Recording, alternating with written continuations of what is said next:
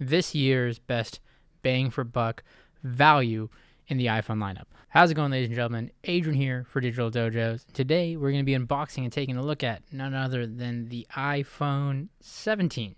Just the standard run-of-the-mill model, and what I would argue is this year's best bang for buck value in the iPhone lineup. Look, we've unboxed a lot of Apple products lately. I've unboxed the iPhone Air, the iPhone 17 Pro Max, and then today we're going to be completing the trifecta with the 17. So let's get into it. I'm going to be honest, a little bit lazy in that not going to be using the green screen to chroma key myself out, but I realize I have the chroma key filter on right now for this, so let me fix that. There you go.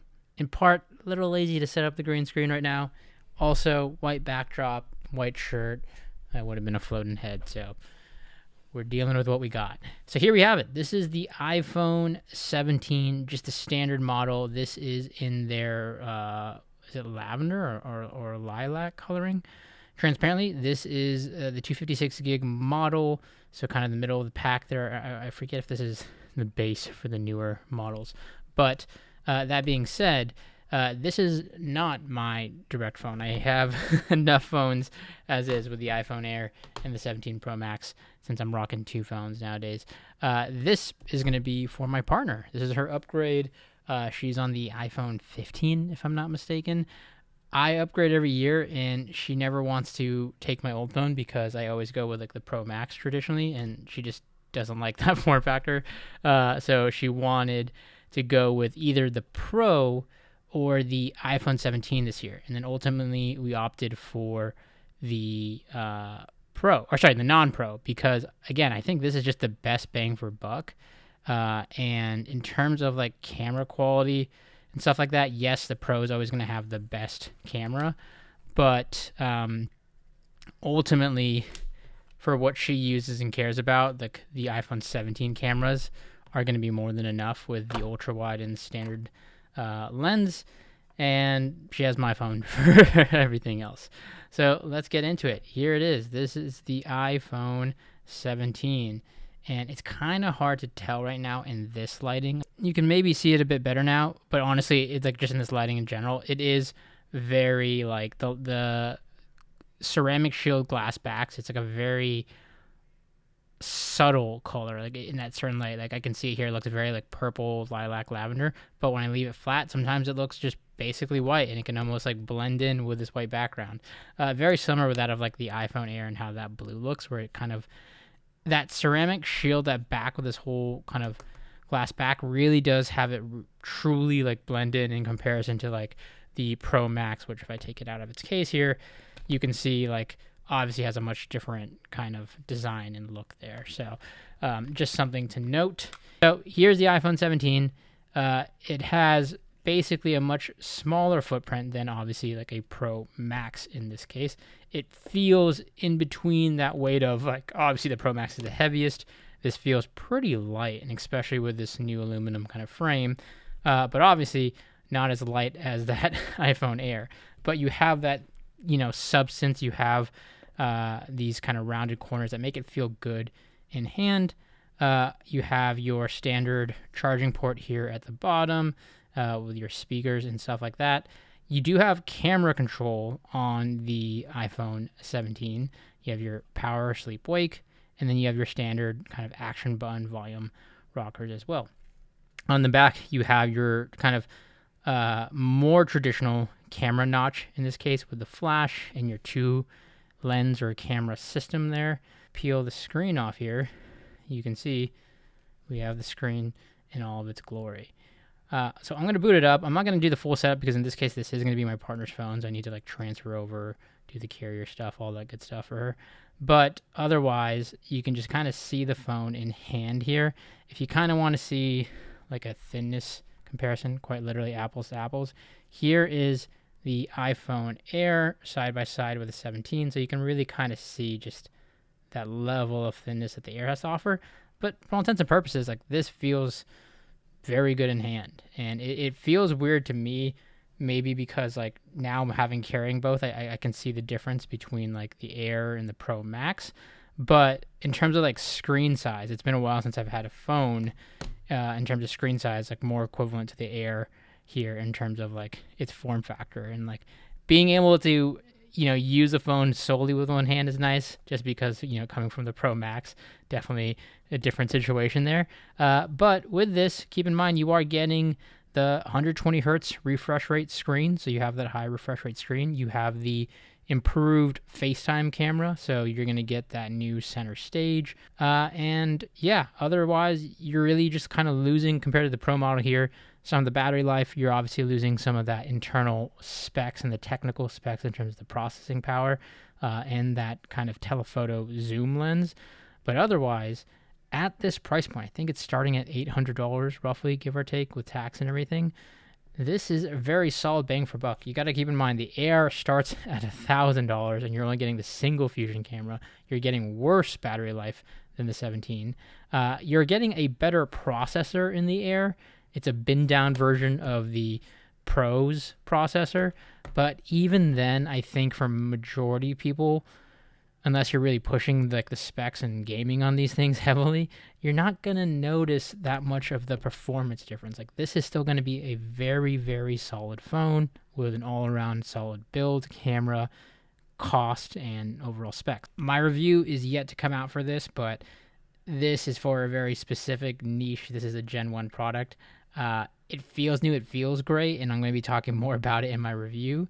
The Pro models are definitely going to be for people who want all the bells and whistles and are willing to spend that extra cash and really care about, having the 3-camera system and maybe the bigger screen, because the only way you're getting that is on the Pro Max. Otherwise, look no further than the iPhone 17. Okay, update. Got her old phone. Also put her screen protector on, which is always nerve-wracking. But I'm going to go ahead and kick off the transfer process now. So she was on a Pro model, but is going to a standard model. So the one nice thing about iPhones nowadays, you should just be able to, do that and then set up. Just opting for a clear case yet again. Otherwise, why get the nice colors if you can't see it or show it off? Okay, I lied, yeah. If you're coming from a 13 Pro, this is going to be like a major upgrade. I thought for some reason you were going 15 to 17. While we wait on that to update, because it's doing its iOS update, if you are curious just from like a pure tech perspective, Apple always has those like comparison charts here on iPhone. And if you kind of look at the breakdown, here's quite literally the 3 models right here. You can see, obviously this has the smaller screen size, but you're getting that same XDR Retina display, again 120 hertz Pro Motion there. The 17 is rocking the aluminum frame, which a lot of these phones move to for like cooling purposes.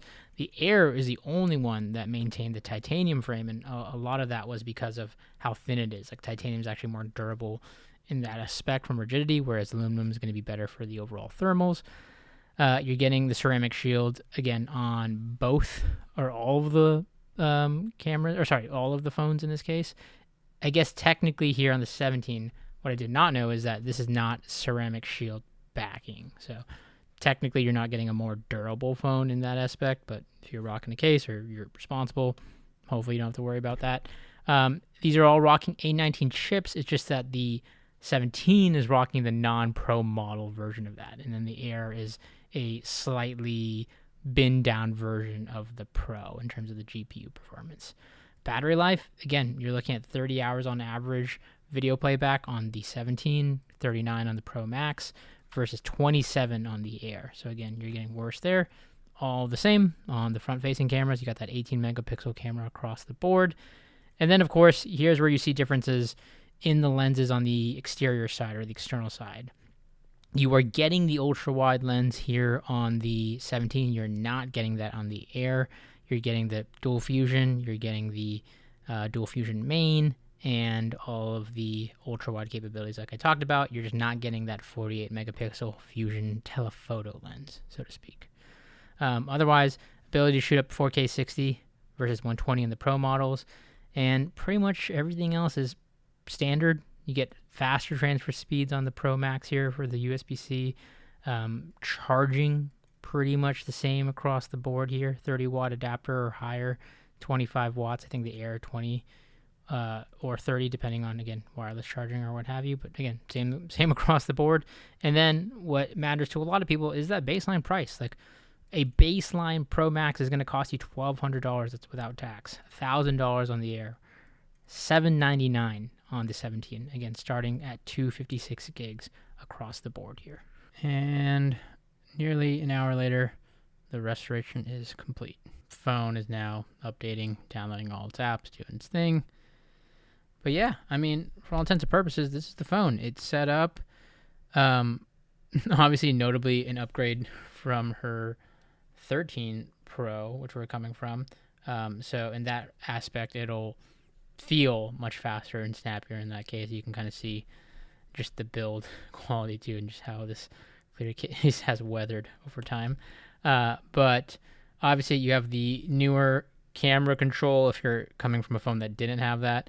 This phone has that, so you have quick access to that camera design, and you can set up all the camera stuff. The camera here is gonna be, for a lot of people, very sufficient for like day-to-day photography. You have your standard 1x lens, you have your 0.5 ultra wide, which is popular for a lot of people, and you still have the 2x lens, and then you still have optical or digital zoom, I should say, here up to 10x. So you have some zoom, you just don't have the actual telephoto lens. So for those specific type of shots, you'll be lacking that. But otherwise, the iPhone 17 is still a solid all-around pick. All right, and then lastly, for the tech nerds out there, this phone is kind of warm right now because we just ran Geekbench 6.